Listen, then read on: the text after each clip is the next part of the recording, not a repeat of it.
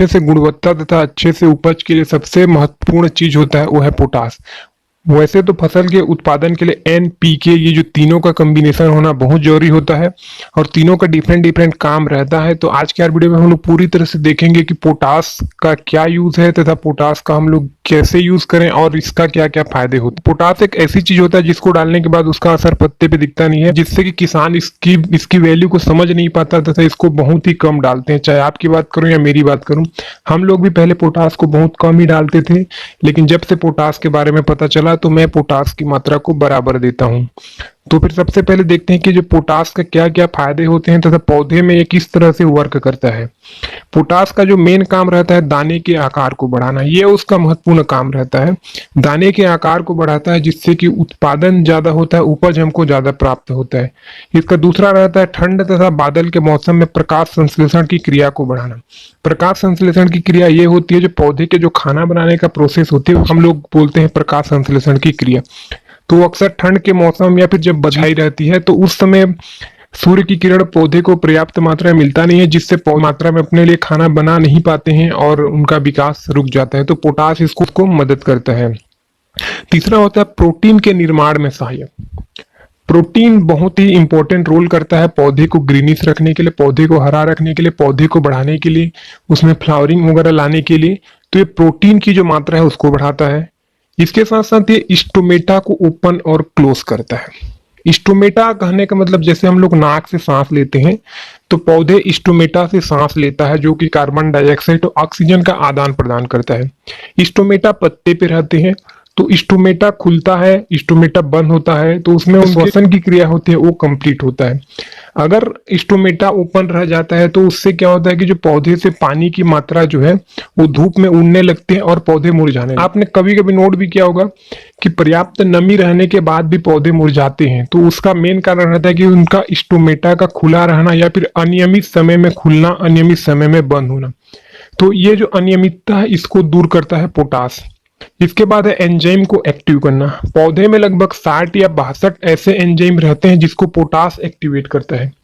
Enzyme means आप hormones भी समझ सकते हैं या फिर पौधे को डायरेक्शन देने वाले जो टॉनिक है वो होते हैं एंजाइम्स। तो एंजाइम का बहुत डिफरेंट डिफरेंट रोल रहता है पौधे में। तो ऐसे 60 से 62 टाइप से जो एंजाइम्स हैं उसको ये एक्टिवेट करता है। इसके बाद नेक्स्ट काम है दाने में चमक को बढ़ाना। साथ आप अगर जैसे कि आप देखेंगे शिमला मिर्च में फिर बैंगन में एक डिफरेंट टाइप से जो चमक दिखती है, तो चमक जितना ज्यादा रहता है तो वो वाला बाजार में उसकी ज्यादा कीमत मिलती है। तो वो जो चमक रहती है, इसके साथ साथ आप गेहूं में देखेंगे, धान में भी देखेंगे, जितने भी क्रॉप रहते हैं उसमें एक चमक लाता है, ये पोटास का काम रहता है। इसके साथ साथ रोग प्रतिरोधक क्षमता को बढ़ाना। पोटास का अगर हम यूज करते हैं तो हमारे फसल में जो रोगों के प्रति लड़ने की, चाहे वो फंगस की हो, चाहे कीट की हो, या फिर डिफरेंट जो मौसम का जो तनाव रहता है, मौसम का बदलाव रहता है, ये जो तनाव रहती है तो इन सब से लड़ने की कैपेसिटी देता है। उसकी सेल को इतने मजबूत करता है कि उसमें फंगस का अटैक भी बहुत ही कम होता है। नेक्स्ट है जड़ का विकास करना। जड़ के विकास के लिए सबसे महत्वपूर्ण होता है सुपर की, जिसको हम लोग पी बोलते हैं।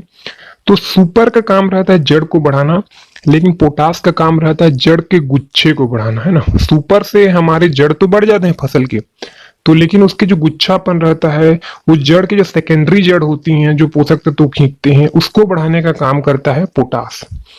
इसके साथ साथ जो सूखे के प्रतिरोध क्षमता बढ़ाता है। सूखे जब होती है तो सूखे के समय जब फसल को पानी की आवश्यकता पड़ती है तो स्टोमेटा के जरिए उसको नियंत्रण करता है। वाष्पीकरण की जो प्रक्रिया रहती है उसमें कमी आती है और जो हमारे फसल जो सूखे से जूझता रहता है तो उस समय जो पानी की खपत को ये कम करता है।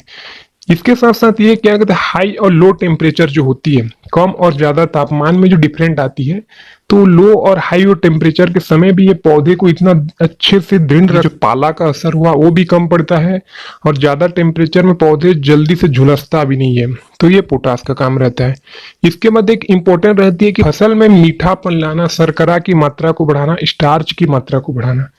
कंद वाली जितने भी फसल होती है उसमें पोटास का महत्वपूर्ण भूमिका रहती है। पोटास बहुत ही इंपॉर्टेंट रहता है कंद वाली फसल के लिए, चाहे हम आलू की बात करें या फिर शकरकंद की बात करें। तो उसमें जो मीठापन आती है, इसके साथ साथ गन्ने की भी अगर मैं बात करूं तो उसमें जो मीठापन आती है तो मीठापन को बढ़ाने का काम करता है पोटास। इसके साथ साथ इसका लास्ट काम रहता है तने को बढ़ाना तथा मजबूत करना। ये एक महत्वपूर्ण काम रहता है। तने को बढ़ाता है तथा मजबूत करता है कि स्पीड में आएंगे, हवा चलेंगे तो वो तो गिरेगा, लेकिन नॉर्मल हवा में भी जो गिर जाते हैं फसल तो वो गिरता नहीं है। ये पोटास का मुख्य कार्य रहता है पौधे के तना को बढ़ाना। पोटास का इतने सारे रोल रहते हैं, लेकिन पोटास ऐसी तत्व है जिसका असर आपको पत्ते पे नहीं दिखेगा। यूरिया डालोगे पत्ता हरा हो जाएगा, मैग्नीशियम की कमी रहेगी जो कि पत्ते हल्के हल्के पीले पीले दिखते रहेंगे, मैग्नीशियम डाल दोगे वो ग्रीन हो जाए। लेकिन ये पोटास एक ऐसी चीज है जो जिसका बहुत ही महत्वपूर्ण रोल रहता है तथा इसका असर बहुत ही कम पौधे पे दिखता है। इसके साथ साथ इसके कुछ लक्षण जो हमको फसल में दिखते हैं इसके कमी के, इसमें क्या होता है कि पत्ते के किनारे तथा सिरे जो है ना वो झुलसे टाइप से दिखते हैं, सूखे टाइप से दिखते हैं, पीले पीले दिखना शुरू हो जाएंगे। जो पौधे रहते हैं जो नया पत्ते रहते हैं हल्का सा पीलेपन उसमें आ जाते हैं। मेन इसके जो सिम्टम्स रहते हैं पत्ते के किनारे और सिरे जो है ना थोड़े से झुलते झुलते टाइप से दिखेंगे, तो आप समझिए कि आपकी फसल में पोटास की कमी हो रही है। इसके साथ साथ इसके न कमी के और एक लक्षण जो आपको मक्के में देखने को मिलेगा, उसमें आप देखेंगे कि मक्के के दाने पूरी भरते नहीं है, ऊपर से थोड़ा सा बच जाता है जिसमें दाना भरता नहीं।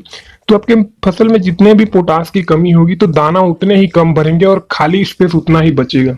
तो आप समझ सकते हैं कि आपकी भूमि में पोटास की कमी है। उसके बाद नेक्स्ट भी क्रॉप लेते हैं तो आप उसमें पोटास को डालें। इसके साथ साथ आलू के जो कंद है वो छोटे छोटे होते हैं। देखना कोई कोई खेत में आलू के कंद बड़े होते हैं, कोई खेत में आलू के कंद छोटे होते हैं। तो इसके बहुत सारे रीजन रहते हैं, लेकिन पोटास एक महत्वपूर्ण कारण रहता है। तो पोटास की कमी में भी आलू के साइज छोटे हो जाते हैं और उसमें शर्करा की जो मात्रा है वो कम बनती है। तो ये है पोटास के काम। पोटास का डोज की मैं अगर बात करूं तो आप रिकमेंडेड डोज जो वैज्ञानिक लोग करते हैं उस हिसाब से आप कर सकते हैं। पोटास में 60% की मात्रा रहती है एमओपी जो हम लोग सोसाइटी से खरीदते हैं, जिसको हम लोग म्यूरेट ऑफ पोटास बोलते हैं, तो उसमें 60% मात्रा रहती है पोटास की। ये थी यार वीडियो पोटास से संबंधित। पोटास से संबंधित कुछ आपके सवाल तथा सुझाव तो प्लीज नीचे कमेंट करेंगे। वीडियो अच्छा लगा तो लाइक करें, अगर आप नए हैं तो हमारे चैनल को करिए सब्सक्राइब।